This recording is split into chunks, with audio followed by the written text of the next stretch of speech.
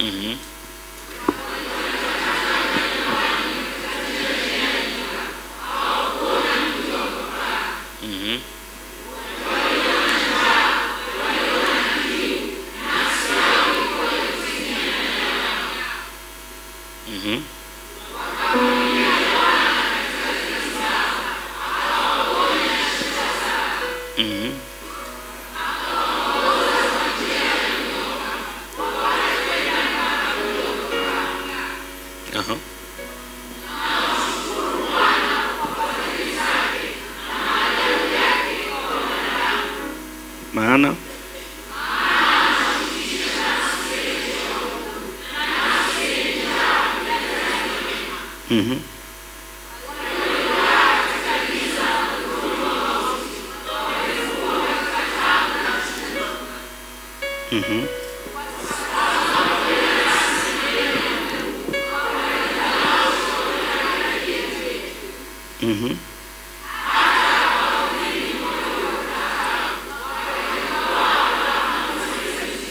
ukamlilia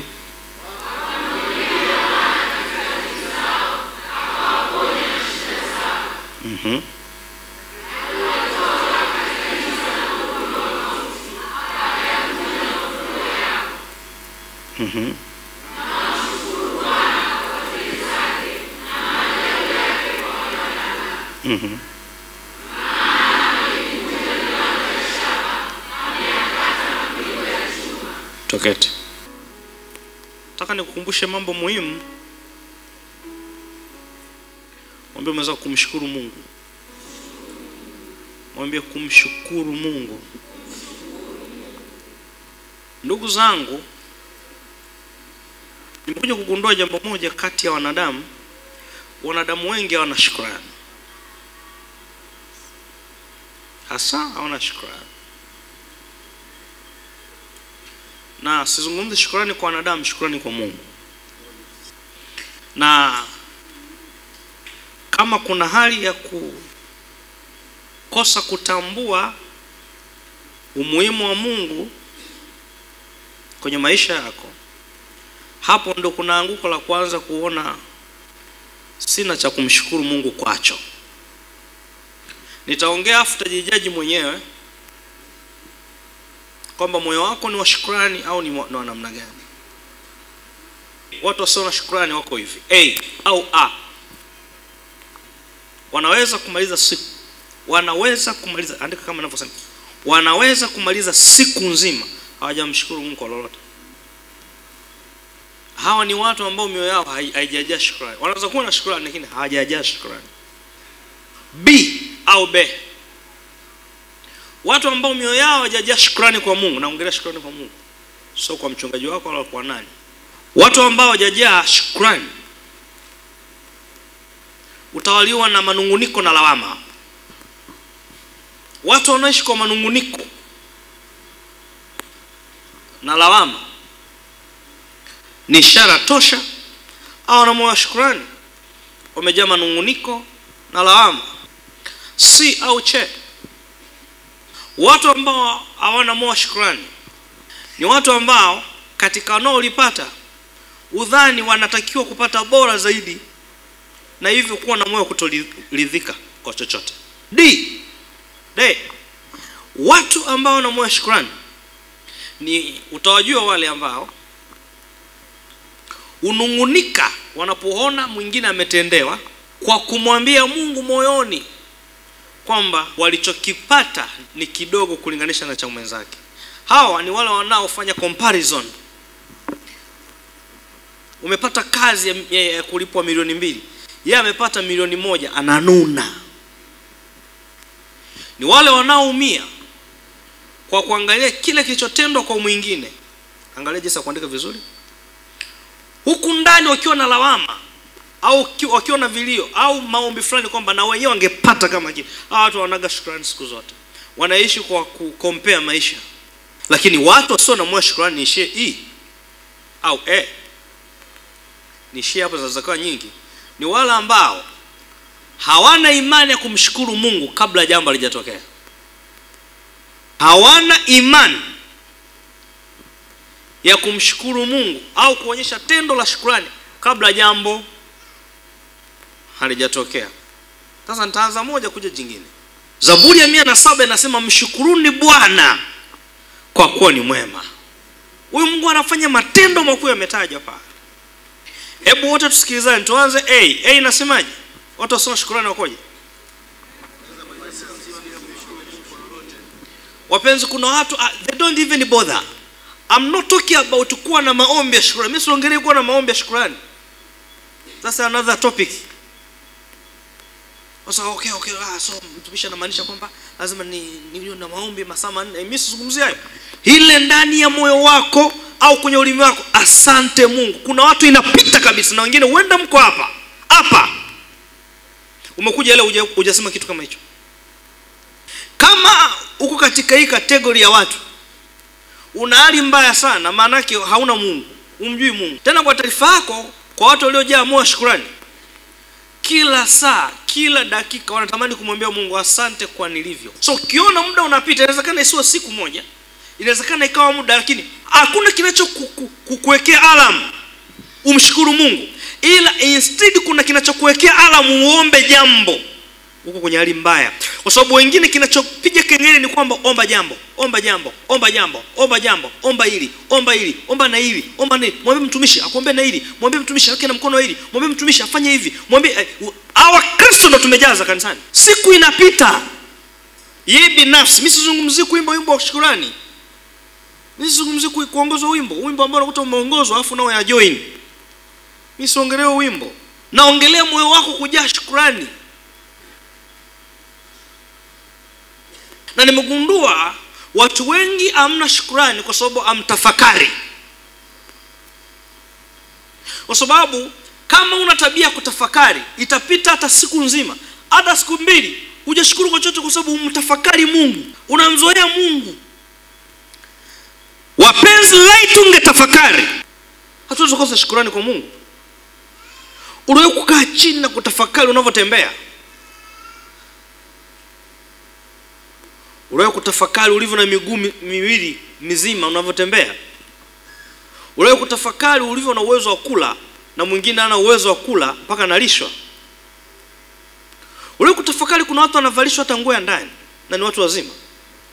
Unawe kutafakari kuna watu wana chakula na wajua nakula nini kesho, wakati wao unatupa.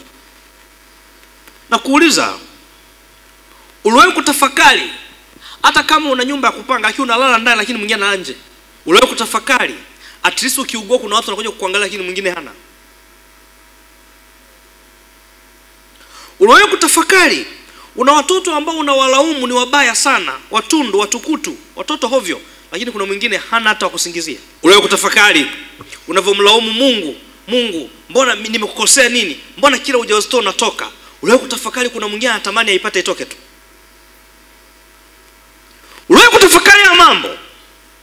Uliwahi kutafakari uzima unahamka nao wakati jirani yako ameuawa na majambazi jana? Unadhani hakuona nyumba yenu? Uliwahi kutafakari unaendesha gari, mnapita mnakuta ajali. Je, pale ulipopita wenzio sio walipita pale? Mbona wao hawakupita? Uliwahi kutafakari kwa nini mimi nimepita? Mwingine anapita anasema jamani dunia hii anaishia hapo. There is no any way that he can utter thank you Jesus. Anapita tu. Mungu anajaribu kumremind kwamba unaishi kwa neema yangu. Anapenda sema ajali mbaya kamaliza. Ajali mbaya hii kamaliza. Wewe kutafakari unaangalia siku hizi kwenye mitandao ajali za ndege, na wewe wengine mnasafiri kwa ndege. Wewe kutafakari wewe angani umewekeza nini kule angani? Sasa hao watu unajua kwa nini hawashukuru Mungu? Ni manunguniko. Wamejaa manunguniko. Do you know kwa nini watu wananungunika? Kwa sababu anafikia ana deserve more. Ni wachache wanaoweza kumshukuru Mungu kwa machache walionayo. Mlokole najua mna imani, Mungu awabariki. Najua kwenye makanisa kinabii mnatumia na anointing oil na kila kitu. God bless you so much. Naendelee kuamini na huu mwaka ni mzuri sana. endelea kuamini. Lakini pamoja na kuamini kwote, isifike mahali ukashindwa kumshukuru Mungu kwa dogo eti kwa sababu nina imani ya kubwa. So hawa ni wale wenye lawama ni wapi? Ambao nadhani angestahili zaidi. Lakini before hujaenda step nyingine, tunaanzaga na shukrani ya kilicho kidogo. Ule kupata jaribu maishani mwako la kushindwa kumshukuru Mungu kwa nyumba unayoishi, lakini unatamani ungekuwa unaishi nyumba fulani. Ule kupata jaribu la kushindwa kumshukuru Mungu kwa baba uliye naye, unatamani baba yako awe bakresa. Mnacheka, batia mambo yanatokea kila siku. Amuongei tu. Na ni huwa nawafundisha hapa. Kuna vitu vingi vinaficha siri duniani. Kitu cha kwanza kinachoficha siri ni nyumba. Ndani ya nyumba huko mjui kinachotokea. Ukiona watu wanatembea huko unafikia everything is fine, nenda mle ndani. Kitu kingine kinachoficha siri, mavazi.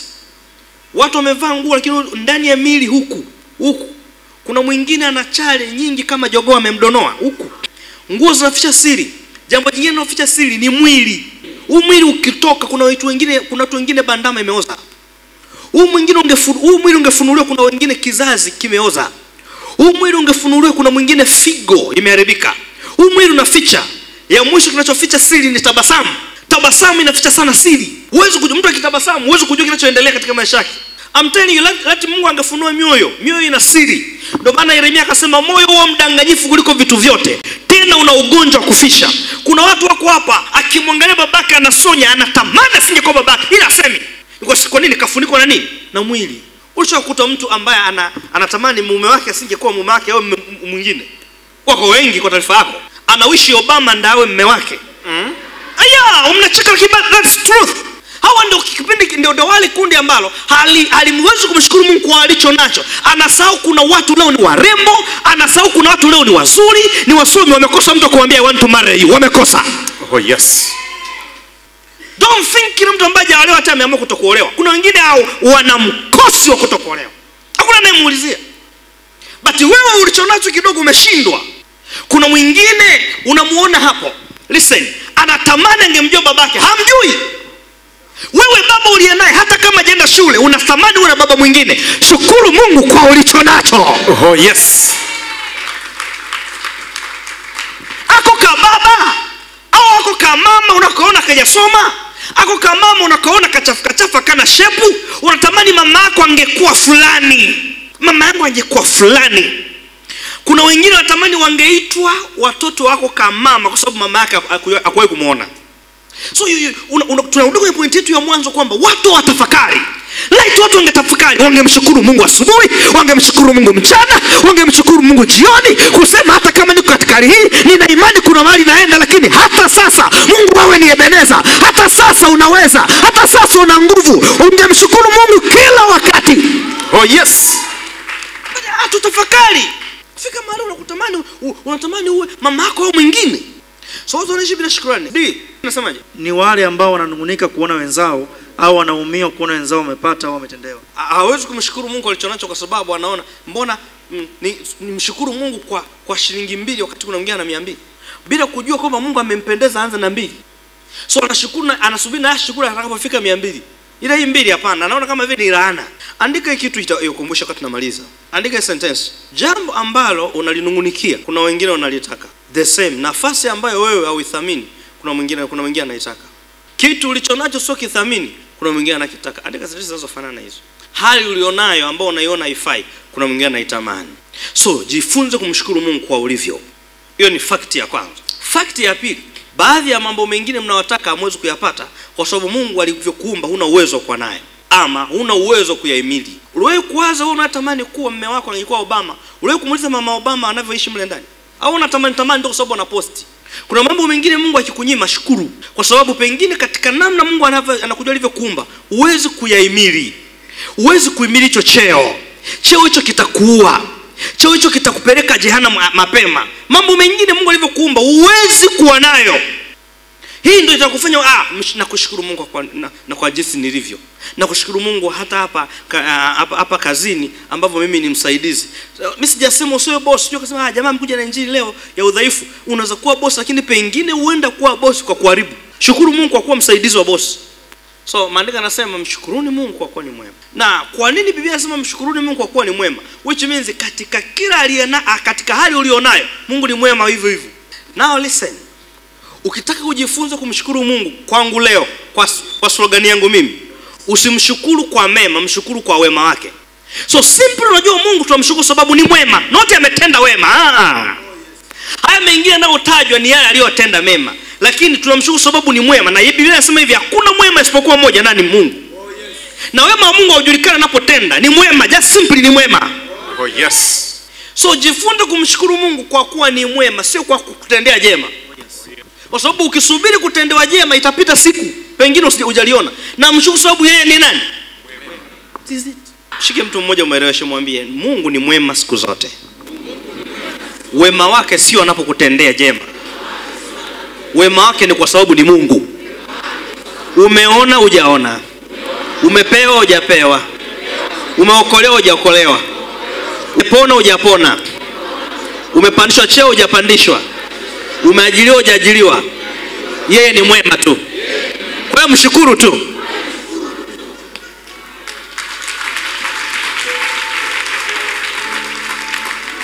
Do you know kwa nini watu mnanuna? Hamnuni kwa sababu Mungu hajawahi kubadilika, ndio maana mnanuna. Unajua kwa nini watu hamna furaha? Ni kwa sababu mnasubiri fadhili. Leo nimekuja kwenda kinyume na hilo andiko lilivyo. Nimekuja kusimama na mstari wa kwanza tu, hii mingine siitaki. Kwa sababu watu wengi mnasubiri fadhili za Bwana. Mnasubiri amenikomboa, na hicho atupati furaha kwa sababu ametukomboa na adui. Hata ningeenda jela, tunamshukuru Bwana. Oh yes. Kwani maandiko yanasemaje juu ya Paulo na Silas? Wakiwa gerezani walimwambia Mungu nyimbo za kumshukuru Mungu. Walikuwa wako free? Hapana. Walikuwa wako free? Hapana. Ila walifanyaje? Mungu neno wako gerezani, Mungu ni mwema.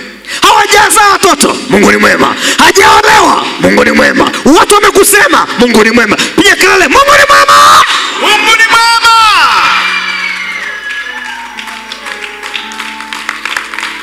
Mungu ni mwema. Haleluya. Mungu ni mwema. Nataka niwasikie nye makofi. Mungu ni mwema.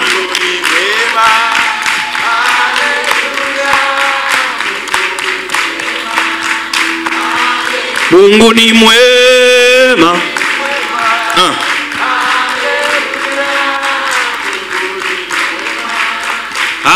Haleluya. So nataka ukue viwango vya kumjua Mungu. Jua yeye ni Jehova. Oh yes. Alikuweko, yupo na ataendelea kuwepo. Yeye ni Mungu, afafanuli kwa akili zetu. Ukimfikiria sana utakuwa chizi. Simply is God, is Almighty God. Mshukuru kwa sababu ni Bwana, hakuna sababu. Oh yes. Somebody clap your hands for Jesus. Mngeajua haya. Tunaposema wangapi wanamshukuru Mungu kanisani, huwezi kukaa, kwa maana ukikaa manake kuna kitu sijatendewa. Wewe, yeye ni mwema tu. Hata kama jaja nyumbani kwako, yeye ni mwema tu. Hata kama una kesi mahakamani, yeye ni mwema tu. Yeye ni mwema. Somebody shout hallelujah. Hallelujah. Nataka mumpende Mungu kama alivyo. Oh yes. Si kwa sababu yeye nampenda Mungu kwa sababu unajua jana ameniokoa na ajali. Haya ni mambo ambayo ya kutrain, lakini sio msimamo. Ndio maana Biblia ilipoenda kuandika kumshukuru Mungu ilianza, sababu ya kwanza kumshukuru Mungu nini? Sio kwamba amekutendea mema. Ni mwema, yani yeye ni mwema. Kwa lipi? Hatutaki kujua. Ndio maana kwa sababu zingine zilizotajwa mimi I don't want to see. Nimeamka asubuhi nimekutana na habari ya kwamba hey, mambo yako yote uliokuwa unategemea benki haijaenda sawa. Mungu ni mwema.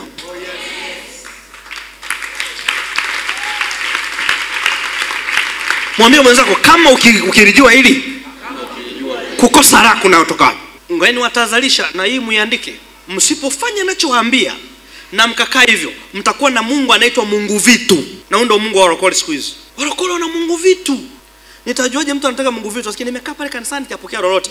Jesus Christ. Hakuna mtu Mungu anaitwa lolote. Tuna Mungu Jehova. Huyu lolote umemtoa wapi? Nimekaa pale kanisani sijapokea chochote. Hakuna Mungu chochote. Hii inatuonyesha hujamfuata Mungu hapa. Na tunahitaji tuwaambie na mfike mahali mjue tumemfuata Mungu hapa. Na ndio maana Biblia inasema watu wanapomtafuta, tafuteni Mungu na haki yote yake yote. Na haya mengine, kipi cha kwanza? Unajua ukitoka kanisani hapa uwe na sababu moja kwamba sijamuona Mungu. Now we can discuss. There is no God there. Now we can reason. Tujue kuna Mungu amna. Lakini kwamba sijapata chochote. Kwa hiyo ulifuata hapa Mungu chochote. Watu wanamfuata Mungu Ebeneza. Watu wanamfuata Jehova Jireh. Watu wanamfuata Jehova Shama. Jehova Eligibo. Jehova Rohi. Jehova Rofeka. Wanamfuata Mungu chochote. Jehova chochote. Yaani nimekaa pale miaka miwili sijapata breakthrough. Mungu breakthrough yuko wapi? Andiko gani? Tuna maintain ujinga. Ni kweli jitahidi utapata chochote. Usiwaahidi watu kupata chochote. Waahidi kumpata Mungu. Alafu msikosee kanuni ndugu zangu. Mnakosea sana kanuni. Mungu hajasema hata kuponya. Amesema hivi. Mungu hajasema hata kulinda. Amesema hivi. Lakini mnakosea kanuni. Mnataka B iwe A na A iwe B. Injili inatakiwa kuwa hivi. Inatakiwa kuwa balanced. Hebu sema balanced. Mkono wa kulia wa injili kunatakiwa watu wamjue Mungu. Mkono wa kulia, na unajua katika mikono miwili mwenye heshima ni wa kulia. Ndio maana Yesu amekaa mkono wa kulia wa Mungu, hajakaa kushoto. So mkono wa kulia au kwa lugha nyingine kipaumbele, watu wanapokuja kanisani, wewe mgeni uliyekuja hapa, unatakiwa ukija hapa kitu ambacho unatakiwa kisearch hapa kanisani. Usije hapa nimesikia kuna kijana mmoja anafanya hivi. Unatakiwa ukiingia mahali sio tu hapa eneo lolote. Kipaumbele unatakiwa utafute ufalme. Tafuta ufalme wa Mungu. Watu kwa kanisani tunatafuta haya mengine. Hakuna andiko linalosema yatafuta. So we are busy here tunatafuta haya mengine. Wakati kanuni ni simple sana mzee wangu. Kanuni ya Mungu ni kwamba mtafute Mungu, afa haya mengine unaletewa. Na kwa sababu tumejikita kuyatafuta, tumeenda contrary na kanuni. Wakristo nawakumbusha. Hautakiwi kutafuta eti nani anioe. Ni haki yako. Wakristo utakiwa kuhangaika ati kuponywa. Kuponywa ni haki yako. Ila kwa nini mnahangaika hata kupona ni ngumu? Kwa nini unahangaika kutafuta hela hadi 100 huna? Ni kwa sababu mmeacha kutafuta ufalme, mnatafuta wakati actually hivi utakiwa kutafuta. Ilitakiwa kisha tafuta ufalme vinakuja kwa kufosiwa kutoka mbinguni. Nilijua hujanielewa. Mmekosea kanuni. Turudi kwenye kanuni. Nikija hapa kanisani natakiwa nijue wanamhubiri Yesu.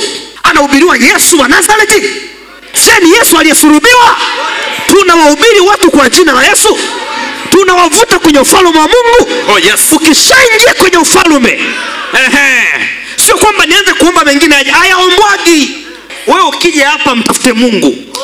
Hata kama hujaguswa, hata kama mchungaji hajaongea na wewe, Mungu yeye anajua moyo wako. Ukishapata ufalme, haya mengine unazidishiwa. I prophesy. Atakayekuja kanisani hapa kwa lengo la wokovu, kwa lengo la kumpata Mungu, kwa lengo la kukaa na Mungu, mengine atatendeka yenyewe. Madeni yatayuka yenyewe. Magonjwa yataondoka yenyewe. Sababu zitaondoka zenyewe. Are you ready? We are ready. Tuketi. Leo makanisani tuna watu ambao hata ubiriji ya kusikiliza, anasubiri kipindi wanachosema wagonjwa wasimame. Uongo. Siku hiyo usiposema wagonjwa wasimame, yeye anadhani watu wanapona kwa sababu wameambiwa nyanyuka. Na wachungaji sisi turekebishe injili. Nimwambia kuna mambo mengi ya kurekebisha. Moja hapo ni kuaminisha watu eti anapona tunapowaita. Wakati mtu anapona kwenye uwepo. Unapaswa kuwa na imani. Mambo yako yanakuwa solved kwenye uwepo wa Mungu. Sio kwa mchungaji kukuita. Mungu haponye kwa sababu mchungaji amesema. Kama Mungu anaponya kwa kusubiri mchungaji aite, basi mchungaji ndiye alikufa msalabani. Hapo ndo tunaanza kuabudu watu. Lakini kama Mungu yupo na Mungu ni omnipresent, yuko kila mahali, unatakiwa upone hata mchungaji asipokuita. Upone unapoingia tu pale kanisani. Mwenzio, hapo umemfuata nani? Umekuja kutafuta nini hapa? Problem, kuna kitu kina kipaumbele umekificha. Nimewambia hii mili inaficha vitu vingi. Problem, kuna kitu umekificha. Kuna kitu unako. Kuna mtu amekaa hapa tunaye miaka 3 ni ajira tu. Jamani, hivi Mungu mkubwa yote unamfanisha na kaajira? Mbona unadharau sana wewe kaka? Yaani Mungu mzima umemgeuza anaitwa ajira. Yaani kitu kuweka hapa, tunasema simama, unasimama. Kaa. Mtu atasema inama, utainama, ajira. Kwa hiyo kitu kuweka ajira, mbona kitu kadogo? Tunachotakiwa kukitafuta na kuingia ni nini? Piga kelele, ufalme wa Mungu. Mwangalie mwenzako, mwambie unao ufalme. Unao ufalme. Mwambie ukishaingia kwenye ufalme. Na ngoja niwape mfano wa watu ambao hawako kwenye ufalme na itakuuma sana. Naandika. Ukitaka kumjua mtu ambaye hayuko kwenye ufalme wa Mungu ni rahisi sana. Na hii sio ya kwangu, ni Biblia imesema hivyo. Dalili ya kwanza ya mtu ambaye hana ufalme wa Mungu kabisa, anasikitika sana anapokosa vitu vya nje, ila asikitiki anapomkosea Mungu. Asikitiki. Akichelewa ibada yuko comfortable. Ni nani hapa aliwahi kukosa raha siku 3 kwa kukosa ibada? Nani? Ila siku 3 una amani kwa sababu umesikia kazini unapunguza watu. Una ufalme. Simple. Nimwambia leo mahubiri yangu utajijaji mwenyewe. Nimesema namba 1, mtu asiye na ufalme ni rahisi. Anakosa raha anapokosa vitu hivi vya kawaida. Ila vile vya rohoni akivikosa au kumkosea Mungu yuko okay, hana ufalme. Maana ungekuwa ndani ungekuwa troubled. Ungejiuliza kwa nini sijafunga? Kwa nini sijaomba? Kwa nini sijawahi kanisani? Kwa nini sijatoa fungu la 10? But you are not troubled, uko nje ya ufalme. Oh yes. You are not in the kingdom. Simple. But utakuta mtu analia tu. Analia tu. Muulize kwa sababu gani? Fulani alimwahidi hela hajampa. Hana amani. Aliahidi kumuoa jana, kabloko. Tena vikao vimekaa. Jamani vikao vimekaa. Vikao. Nitamwambiaje auntie na auntie alivyo na mdomo? Nitamwambiaje auntie mimi? Na unajua ulivyopata kazi kumshawishi auntie yako amkubali jamaa. Leo yeye amemkubali jamaa ameondoka. Huna raha. Vile vitu vya nje. Mimi nataka nimkute Mkristo analia, anagaragara mkanisani, naingia hapa saa 7 mchana namkuta anagaragara, namwambia kwa nini unagaragara? Ni kwa sababu jana nilichelewa ibada. I say, nitakuamini. Unakosa raha kwa sababu vitu vya nje. Sawa, lakini huwezi kukosa raha kwa sababu vitu vya ufalme. Uko nje. Hiyo ndio taarifa nakupa leo. Kuna mtu akikosana na bosi leo, nakwambia hana amani. Ila akikosana na pastor yuko poa. Ajali, anakwambia wote tunatoa Mungu. Kwani pastor kitu gani? Ni title tu. Pastor kitu gani bwana? Yuko okay, yuko radhi kusana mzee wa kanisa hapa, admin, mkwaruzane, ila atakosa raha kwa kuzana na boss. Why? Mshahara. So huyu mtu ni wa mwilini, hujaokoka. Nakwambia ukweli, hujaokoka. Kwa sababu aliyookoka anaumia sana anapokosa vitu vya ufalme. Oh yes. Anapokosa vitu ambavyo ni vya kimungu. Mbona wewe uko comfortable? Mbona kwenye comfort zone? Endapo unaumia unaposahau simu nyumbani, lakini uumia unaposahau Biblia, hauko kwenye ufalme. Ndio kisahau simu hapa, hayuko comfort, anasahau, anataka nimalize ibada apate simu. Basi anaanza kutoka hapa, akasafiri, akaenda Dodoma, wiki 2 hana Bible. Yuko okay. Hauhitaji mtu aje kunyanyua akutabirie wewe uko nje ya ufalme. Maneno yangu haya yameshakwambia haujaokoka. Hauko kwenye ufalme nakwambia, hauko. Hao ndio shika tumewajaza hapa wanatusumbua. Wanaingia hivyo wanapishana. Wengine wanajiunga leo, wengine wanajiunga kesho. Wengine kuja kesho kutwa kwa sababu kuna kitu nakitafuta hapa. Mwisho mtaanza kutafuta na charger huko ndani. Mwenye mikopo anakuja kwetu. Aliyokosa nguo anakuja kwetu. Huwezi kuja kutafuta vitu hapa. Mimi nakwambia tunapoelekea mtu atakuja hapo anamwambia inua mikono juu, unaombea nini? Nahitaji power bank. Naambia. Naomba andiko kwamba tafuteni kwanza ufalme wa Mungu. Leo nataka tuhubiriane hapo tuwekane sawa. So huo mstari unazungumzia ya kwanza nini? Ufalme wa Mungu. Ya pili haki. 3 mengine. Si ndio? Oh yes. Haya, hili swali natakia mjibu haraka. Haya. Are you ready? Hey. Katika mambo matatu kipi kinatafutwa? Ufalme na haki. Very good. Kinachotafutwa ni so natakiwa tu hangaike. Nenda kutafuta maana ni kuhangaika. Kwa hiyo watu asubuhi mchana wanahangaika kutafuta ufalme, wanahangaika. Hivi vingine havitafuti, umekosea kanuni. Oh yes. Mmekosea, havitafutwaji. Wanatafuta kazi kanisani, hapa sio ofisi za leba. Kwani ni ofisi za kazi hizi? Hapa ni ILO. Huwezi kuja hapa natafuta kazi. Eti ndio kinatoka nyumbani anawahi foreni. Anampita traffic, anamfunika kwa anointing fire, anamfunika traffic. Kitu gani kinamfanya mtu anakimeza gari? Kazi. Shirika la kazi aliko hapa baba. Nadhani kwa Ufaransa sijui. Apostle is back in town. Oh yes. Nataka watu wakiona unaikimbia kwenye foreni, unanao haraka, unafanya hivi. hivi, unawaambia unaenda wapi? Naenda kutafuta ufalme wa Yesu Kristo. Oh yes. Je, ndio kinachotuleta hapa? I doubt. Eti mtu anakimbia nyumbani, anakimbia, anatafuta nini? Nataka Jumatatu mtihani. Jumatatu nini? Ndio anakuja hapa kanisani. Sasa tunajiuliza, mimi ni nectar. Na asipofaulu sikia, yule mchungaji upako umefungua, sikufaulu. Ulale wewe afu mimi ni chingani. Jamaa analala usiku, afu anakuja mchungaji upako itakiwa niwekee mkono hivi, nione Na wachungaji tukawaaminisha watumishi, nikikuwekea mkono na ibadilisha D kuwa A. Naishukuru serikali ya Jamhuri ya Muungano wa Tanzania. Niulize kwa nini? Kwa nini? Hii serikali hata kama mnaongea vitu vyenu vyote mtajua wenyewe ni wavumilivu. Serikali ingekuwa sio wavumilivu, warokole wote watakiwa wafukuzwe nchi hii. Nawaambia ukweli, mimi mwenyewe ni mrokole. Tunatakiwa kwa sababu sisi tumeongeza uvivu kwenye nchi hii. Mtu asomi anasubiri mkono wa pasta. Anakuambia pasta wangu anatoka Nigeria, ni noma. Uongo. Uongo. Lianamke inapika mboga mbichi, nataka mkono wa pasta ndoa iwe na amani. Utakungutwa nundu 8 mama. Wana maombi hapo. I wish wachungaji wote wangekuwa wanaongea kama mimi. Maombi, jifunze kupika, kuna maombi.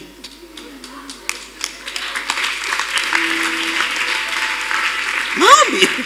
Nahitaji maombi. Unajua dada wengine wanataka maombi ya kuolewa. Jamani, unavovaa kwanza, watu wanafikiri una watoto 4. Maombi ya nini? Vaa vizuri kwanza.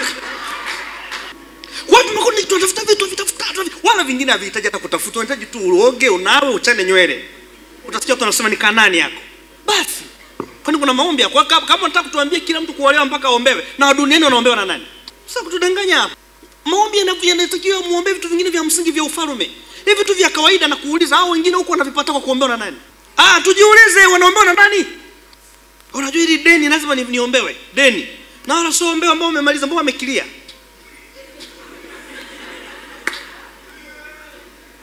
Nadhani maombi yetu yafanye vitu vya ufalme. Oh yes. Wamenyamaza upande huo na madeni. Maombi yetu yalenge ufalme. Oh yes. Tumishi tuombe maji yameingia ndani. Ama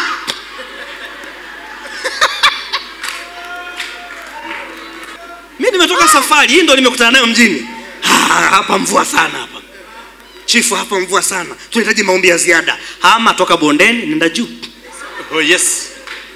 Mmegundua roho yetu maharibu watu Anataka maombi, anafia mle ndani, anatuma message. Maji yanapanda. Pastor Douglas simamisha mvua fire.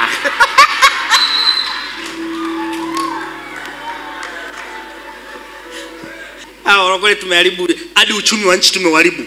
Sasa hivi kidogo warokole, nilikuwa naongea Jumatatu sikio wale uko linielewa vizuri. At least sasa hivi ndio watu wameanza kujijua kwamba maombi yana sehemu yake na huku kuna vitu vya kawaida. Listen, sentence yangu ya mwisho kabisa, andika. Inawezekana Mungu akawa ametumia vitu kukuvuta ila usikie kanisani kwa vitu, kaa kwa sababu ya Mungu.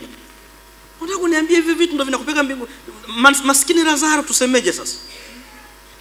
Inawezekana Mungu alitumia hivyo, mwingine amekuja kwa sababu anataka ndoa, mwingine amekuja kwa sababu anataka kufaulu, mwingine anatafuta nafasi yake super ya siasa, mwingine amekuja. Okay, inawezekana kabisa kuna kitu ulikuja hapa kwa ajili ya. Basi ukishakuja hapa badilisha mtazamo wako mzima. Kinachokuweka hapa kiwe ni nini? Nataka niwahakikishie shirika hakuna atakaye kusheki. Hakuna atakaye kuondoka kanisani kwa sababu Mungu hapunguagi. Vitu vingine vinaweza kupungua, vinaweza kudelay, lakini Mungu yupo. Mtolee mfano ambao kila mtu ataelewa. Oh yes. Sema majira ya baridi na majira ya joto. Kuna watu wawili. Watu wangapi? Wanaenda mlimani. Lakini mlima kuna nyakati una majira ya joto na kuna kipindi unakuwa na majira nini? Ya baridi. Lakini huyo mtu anaenda kwa sababu anania kuona mlima Kilimanjaro. Let's say Kilimanjaro. Huyo mtu anapoenda mlima Kilimanjaro, kilichoko kichwani kati ya matatu ni baridi, ni joto au ni uzuri wa mlima? Sasa huyo mtu akijikuta ameenda mlimani akuta baridi, kitakachofanya endelee kukaa pale ni nini? Uzuri wa mlima. Makofi kwenu wenyewe.